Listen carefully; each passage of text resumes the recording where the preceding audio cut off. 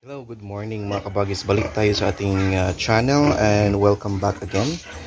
Ito mga kabagis, kakatapos ko lang maglinis and gusto ko lang i-address yung mga nagsasabi, no? May mga nagko-comment kasi kahit siguro hindi masyadong alam yung ating mga pinagbablog regarding dito sa update sa mga baboy, no? Nag-comment na puro taba daw yung ating mga alaga. At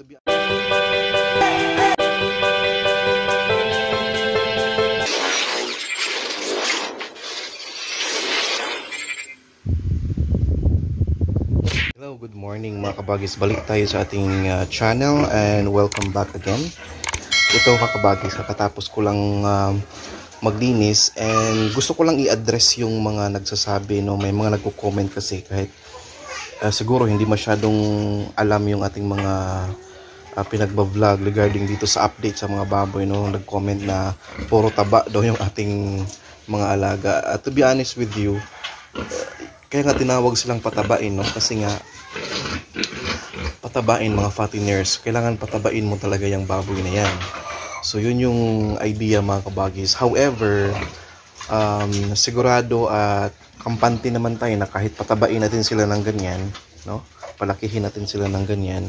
Ito, ganitong klaseng structure ng katawan mga kabagis. Kapag kakatayin yan, wala yung taba masyado. Na-prove na yan, ilang beses na tayong nag-alaga. And most especially itong batch na ito, di ba mayroon tayong kinatay na isa dahil nakakain ng walis tingting. Grabe ang ganda ng karne. Imagine niyo mga kabagis, ganyan yung klase yung forma ng katawan nun. Akala ko nga puro taba kasi nga early stage pa lang nag-grower. Tapos kinatay namin kaya nga pito na lang to, kaya 8 ito nang nag-start eh. So noon, ang ganda ng karne, walang taba masyado. Mas marami yung karne or laman kaysa taba pa rin. So yung mga nag-comment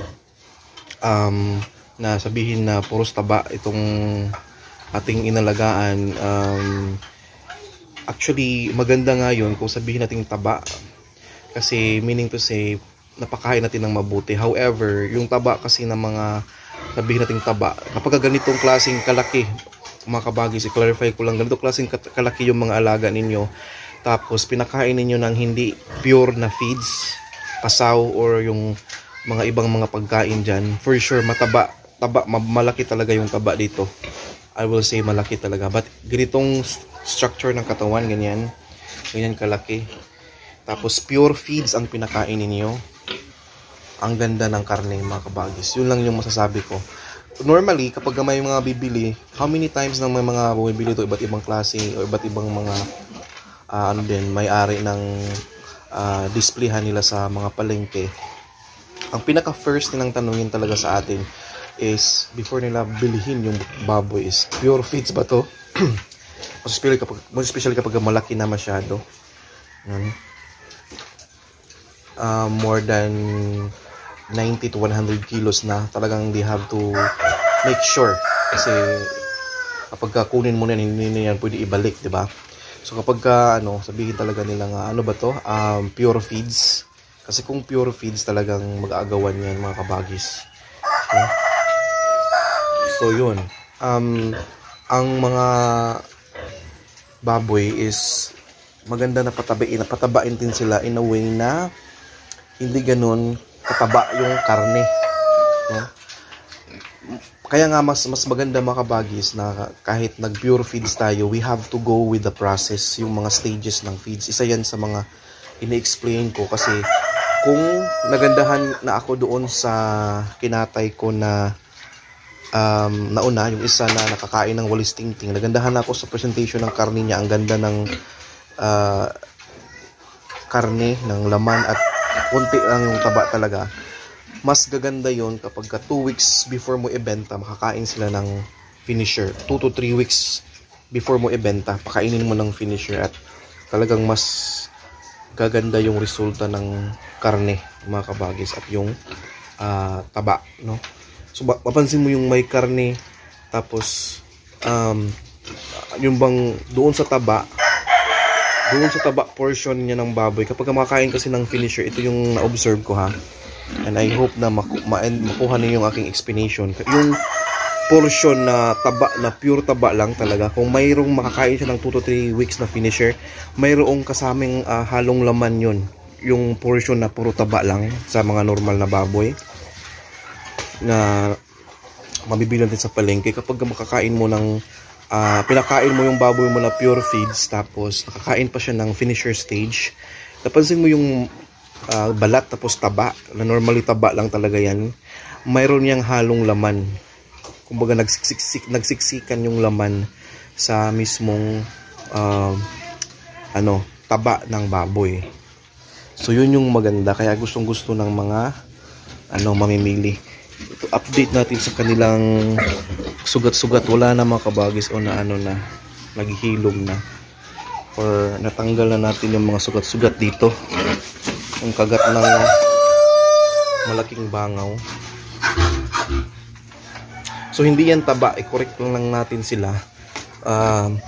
Kaya nga binigyan ko kayo ng idea, kapag bumili kayo ng may mga occasions kayo na gusto ninyong bumili ng buong baboy, gawin yung lechon, gawin yung katayin ninyo, kilo-kilo, no? Gawing putahe. You have to really make sure yung pinakain ng baboy is pure feeds, kasi kung hindi, good luck na lang sa karne. Kung hindi pure feeds, yung mga pasaw-pasaw, talagang tataba yung baboy dyan. Ang kapal ng taba ng baboy dyan. Proven na yan. Yung minsan pinapakain nila ng pinapakain nila ng kanin. Yun yung makabagis na kapag pinapakain natin ng kanin. Pero kung pinakain mo lang, ihalo mo sa feeds na maliit lang, okay lang yun. Pero yung pure na kanin, tapos ilang buwan na pinakain na ganon, good luck sa taba ng baboy. Ang kapal talaga ng taba niya. So yun, i-correct lang natin yung nagko-comment ng mga ganon, no, na puro taba yung ating alaga. Actually, nakakatawa, no, kasi nga sa dinami-daming batch na ng baboy natin na itong mga ganitong klase, makapos hindi pa nga ito itong ganitong batch, mahina pa nga ito sa pagka-observe ko kasi sa mga unang na batch ko nang nag 3 months na sila, kasi 3 months na ito yung ating mga baboy ngayong araw pala, September 11, 3 months na sila. May mga nag 3 months talaga ako kabagis, grabe.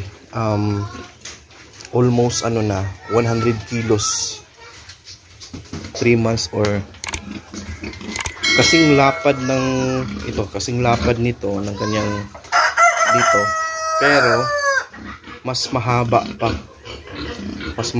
pa yun, kasi itong baso to, hindi sila masyadong ganun kahaba yung katawan tulad yan, hindi masyadong mahaba yun, mahaba-haba yung katawan nun, pero okay na rin yan kahit papaano, no? Yan. Hindi yan taba, laman yan mga kabagis, konti lang yung taba kapag pure feeds tayo. So pakainin ko muna mga kabagis, and try nating mag shout out sa mga mga subscribers and viewers natin na palaging nandyan sa ating comment section. Sa shout out natin yan sila. Yan, kumakain na sila kabagis. So yan. Okay, sa ganyang klaseng mga katawan natin ng mga baboy, kampante tayo mga kabagis na maganda yung karne dyan mga kabagis, for sure. So ito nga, wala masyadong laman yung kanyang tiyan. Yan, yan. So supposed to be yan yung ideal na katawan na gusto nating i-achieve. Pero kahit pa lakihin natin sila, kung lalaki talaga yung tiyan, sure tayong walang taba masyado yan. Tamang-tama lang, kasi pure feeds tayo. So yun.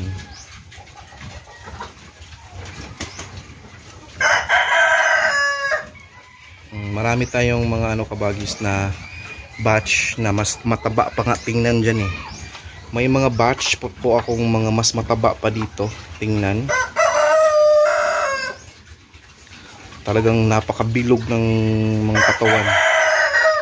Grabe yung katawan talaga. Pero walang taba.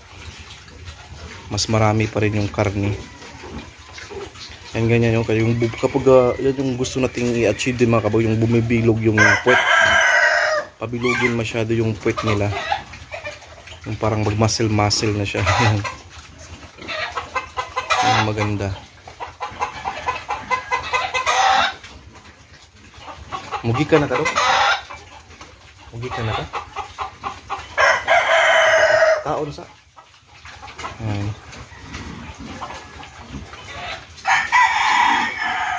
So, ano pala tayo maya kabagis, magpurga tayo, no? Purgahin natin yan sila. Okay. Pero maya pa yun. Normally tanghali ako nagbigay ng purga sa kanila. Pakita ko sa mga hindi pa nakakita kung ano yung gawin natin sa purga, ano yung mixing natin sa purga. Normally 2 kilo lang yung lagyan natin ng Latigo 1000 na powder. So bali 7 din na Latigo 1000 na 2 ml. Ganon yung monthly tayo magpurga kasi 3 months na ngayon. So another purga na naman yan. Pero gustong-gusto ko yung katawan ng durok na yun, no? Napakabilog nga, kaso nga lang napaka-iksi ng kanyang katawan. So napakabilog din. Alright, thank you so much mga kabagis.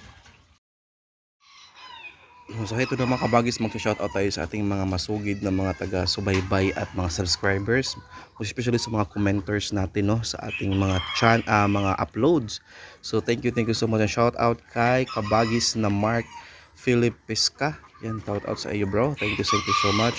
Kay Engineer 15 Liersi, si Joe Gravia. Yan, thank you so much. Shoutout sa inyong lahat.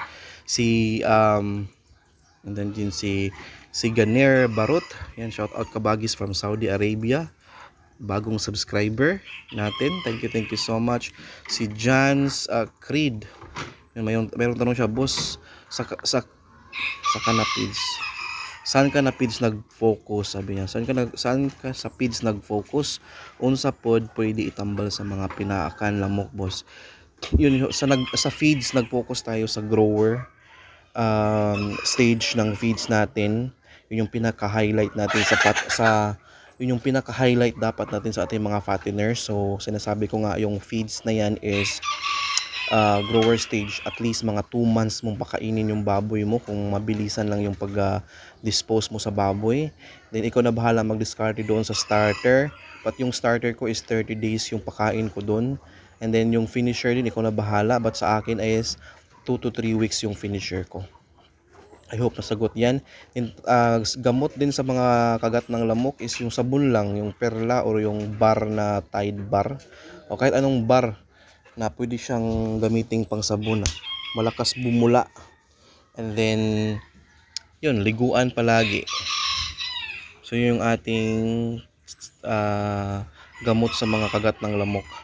Si Chrysler Malinaw, hello bro, thank you. Hindi ko maintindihan yung sagot tanong ni Chrysler Malinaw, pero pwede mong emphasize mo kung bro, kapatid po ba kayo? Kapatid.